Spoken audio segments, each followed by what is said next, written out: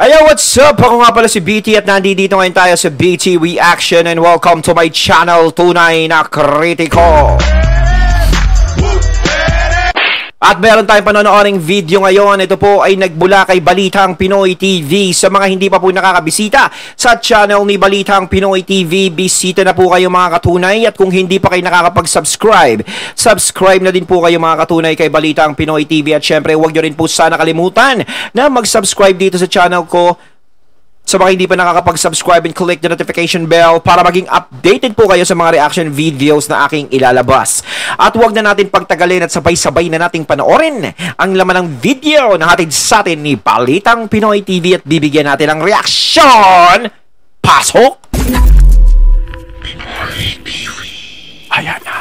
Gandang araw sa atin lahat mga kababayan. Ayun, syempre bago natin simulan, nais ko nga palang magbigay ng credits dito sa boses na madidinig natin at bibigyan ng reaksyon walang iba kundi si Sir Badong Aratales. Ayan, pagpatuloy natin. Kinandaigdig na ron, dito na naman tayo sa another episode ng ating vlogs. Pag-usapan natin ngayon, ito po no, yung yun pong nagpahayag na po si si Vice President Sara Duterte tungkol po dito sa ICC resolution ng Kongreso. Yan At sabi ko nga, ito yung parang nahawig to sa bagamat ang binanatan dito o pinaalalahanan ni Sara Duterte ay yung mga congressman ay actually si PBBM po ang mababanatan dito no. Talagang ano na po to. Sabi ko nung nakaraan nating live, isa ang mapapahiya sa ginagawa ng mga congressman na to. Kung hindi po si Speaker Martin, ay si Pangulong Marcos mismo ang mapapahiya sa taong bayan. Yan lang po ang tatalakayin natin. Mahaba-haba pong kwentuhan yan. Lahat po na nakapaloob dyan no, sa kwentuhan na yan. Pero bago yan, kung bago ka pa lang dito sa ating channel, mag-subscribe ka na. Dahil ito lang ang tanging channel na may kinikilingan, may pinapanigan. Una sa balita, huli sa impormasyon, kaya ano pang hinihintay nyo? Pindot na, okay. Pag-usapan po natin, no? Yung mga pahayag po muna ng mga to. Manlilin lang talaga itong mga congressman. Ayon po rito kaya Congressman Abante. Ito po yung isa sa mga nagpasa na resolution. Sabi niya po, House not out to indict a particular person in sought backing of ICC. Okay. Ang sinasabi niya, the move to have the House of Representatives declare its support for the International Criminal Court's intention to prove the previous administration bloody campaign against illegal drugs isn't meant to indict a particular person or group, says Manila 6th District Representative Bienvenido Benny Abante Jr. So wala daw po silang balak para akusahan. Yung indict kasi o indict. Ang kahulugan kasi niyan to formally accuse or charge with a serious crime. Ipaalala ko lang dito sa ating mga congressman, no? Kung wala po kayong intensyon, no, na akusahan ng seryosong krimen, ito pong ating Pangulong Duterte, hindi nga niya sinabing si Pangulong Duterte, no? Isa lang naman po ang may kaso sa ICC. Wala na pong ibang Pilipino. Kayo naman pinapaikot niyo pa kami. Lahat po ng hakbang ninyo para papasukin ng ICC ay para lang po, isa lang po ang purpose niyan. Kahit na pabalik-balik tarin nyo pa, isa lang po ang may kaso. Siyempre, pati yung iba, si Bato, kasama rin po. No? Ang ibig ko sabihin na, yung main principal, di ba?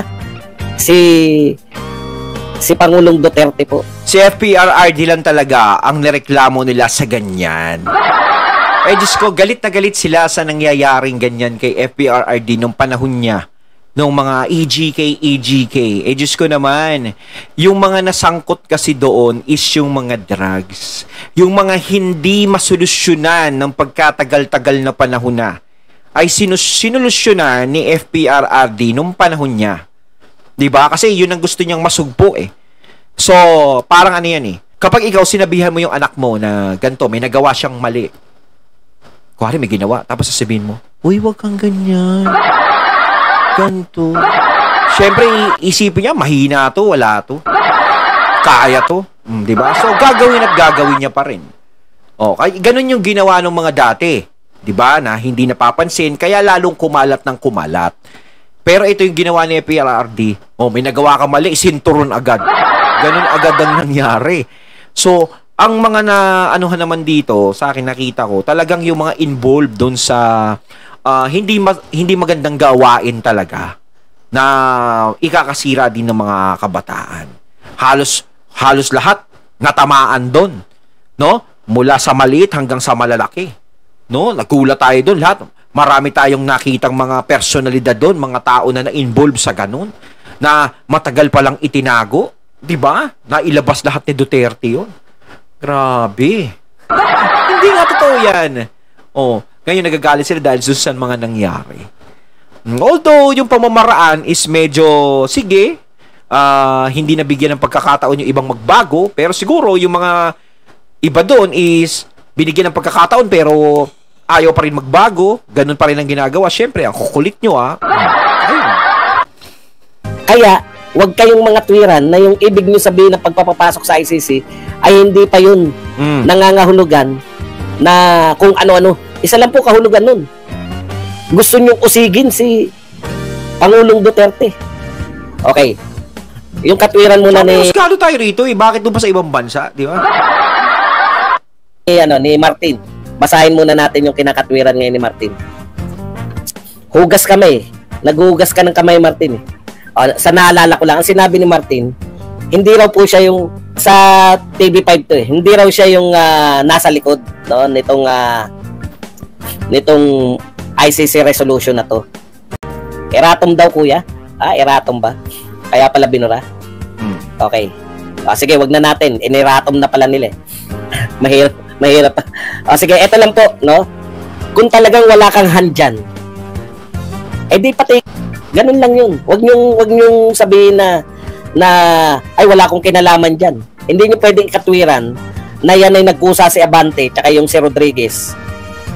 Tapos hindi mo pinipigilan. Di ba? Okay. Punta po tayo rito sa sinabi na po ni Vice President Sara Duterte para tumbukin na po natin. Hindi, kaya nga isa sa kanila mapapahiya Ito pong ginawa ni Sara Duterte, no? Magpapata na tayo. Sino ba ka-unit team mo talaga? Kasi nagsasalita ka na unit team tayo. Tapos bumabanat yung pinsan mo. Hindi lang sinabi ni Sara Duterte ganun, pero ganun po ang implikasyon nito. Ang gara magkasama sa unit team si PBBM tsaka si BP Sara. Pero si Martin, binabanatan si BP Sara. Parang wala nang unit team, no? Talagang nakita mo na talaga kung ano ang intention Pero sa tingin ko, no, naiipit dito si PBBM di ba? Syempre, pinsan niya.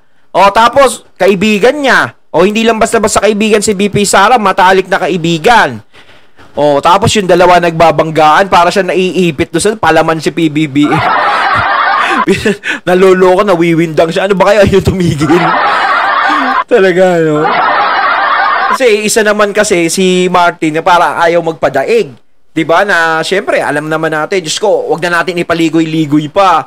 Kaya naman ang dahilan naman talaga nito yung pagtakbo, mukhang gustong tumakbo ni Martin din na presidente pagdating ng araw. 'Di ba? Kaso nga lang maaga lalo.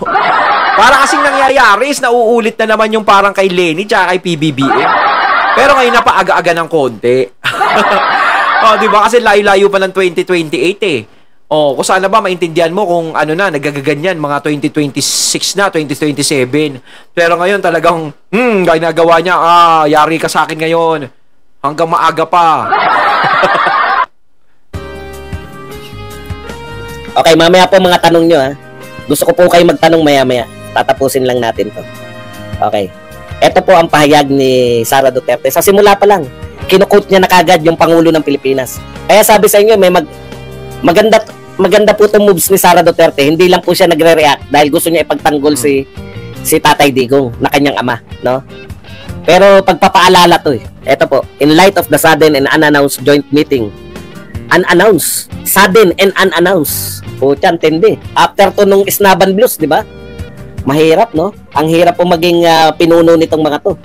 Mukhang magtatandem yan, tsaka si Tulfo. Mahirap po maging pinuno yung mga yan. Yung hindi po mapayag na nagpapatalo. Tuloy natin. In the light of the sudden and unannounced joint meeting being convened in the House of Representatives regarding the International Criminal Court's jurisdiction over our country, I respectfully remind our honorable lawmakers of the very few words that our President, His Excellency Ferdinand Marcos Jr. reiterated less than half a year ago. Ano yung less than half a year? Ito po yung, kung hindi ako nagkakamali, July 21. 2023. Kailan lang po to sinabi? Ito po, ang move na to ni Sara Duterte, ipinaalala ko sa inyo, mga magigiting na congressman, no? Mukhang binabangga ninyo yung sinabi ng ating Pangulo.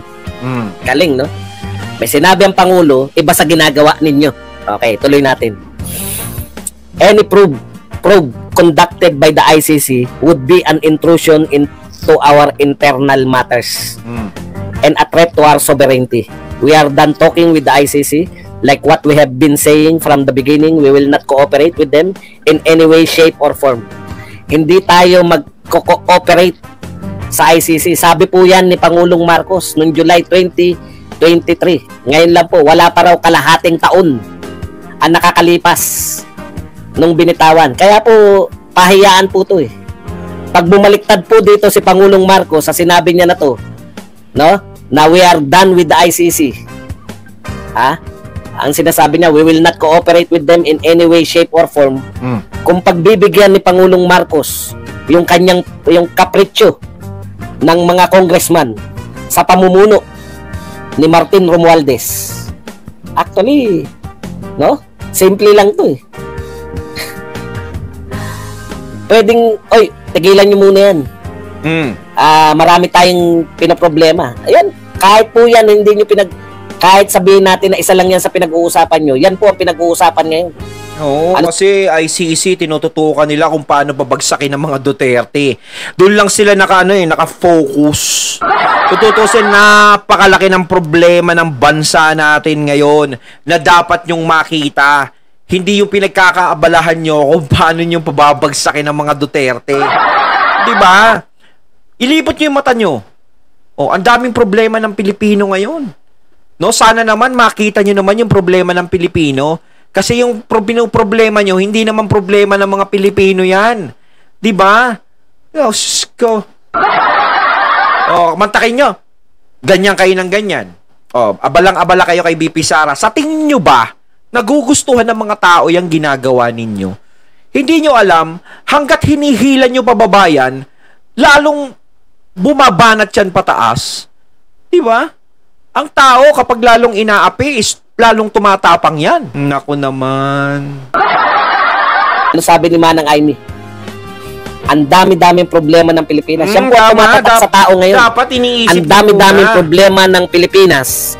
Inuunan nyo pa yung politika. Wala pong ibang kahulugan yan, kundi pamumulitika lang. Kung matatapos yung termino nyo sa kakaganyan na pinagkakaabalahan nyo, yung mga Duterte lang, si BP Sara kung paano nyo makakasuhan, si EPRRD kung paano nyo makakasuhan, kung paano nyo mai-impeach si BP Sara, ganun ba yun? Pero yung problema ng mga tao, sumumpa kayo ng tungkulin ninyo. No? Dapat tuparin ninyo ng maayos. Ang tungkulin ninyo ay para sa mamamayan. No? At saka kung ano yung problema ng bansa natin is masolusyonan. Hindi yung ganyan. No? Wala pong ibang dahilan. Yang mga yan, kundi pamumulitika lang. Sabi nyo, hindi nyo pinupunteriya si Pangulong Duterte. Sino ba may kaso sa ICC? Pag pumasok ba rito, sino iimbestigahan? Siya lang naman. Wala namang iba kundi si President Duterte. At may naririnig-rinig pa ako na isasama na ngayon si Sara Duterte. Wala pong ano rito. Wala pong kalusot-lusot dito si Pangulong Marcos. Puro Duterte ang pinupunteriya nila, no? Huling-huli! For the first time po, ginawa to ni Sara Duterte. Hindi po siya nangihingi ng tulong. Hindi po siya nagsusumbong kay Pangulong Marcos. Pinagpalagay niya na si Pangulong Marcos ay may isang salita. Parang hindi ako nagdududa sa sinabi ni Pangulong Marcos noong July na siya nagsabi nito at ito ang nilalaman. Hindi tayo makikipagtulungan sa ICC in any form, in any way, shape, or form. Hindi tayo makikipagtulungan. Kaya may mapapahiya sa inyo sa magpinsan sa taong bayan. Taong bayan yan. Kasi, alam nyo po, importante po sa leader, no? Yung mga ganito, importante po, ang mahalaga po ito eh. Hindi po to simpleng yung katulad nung kay Pinoy, pag hindi nagawa yan, papasagasa ako. Hindi po ganun yan eh. Ito po ay polisiya ng Pilipinas. Hinggil sa ICC. Inilatag malinaw na malinaw. Ayon, at ating natunghayan ng video na nagmula kay Balita ang Pinoy TV at syempre natunghayan din natin ang boses na yon na nagmula kay Sir Badong Arratales. Ayan mga katunay, kayo, anong nararamdaman nyo tungkol dito? Comment lang po kayo sa comment box kung ano na nangyayari dyan sa Kongreso, kung ano pinagkakabalahan nyo. So once again, I'm BT and I'm out. Peace.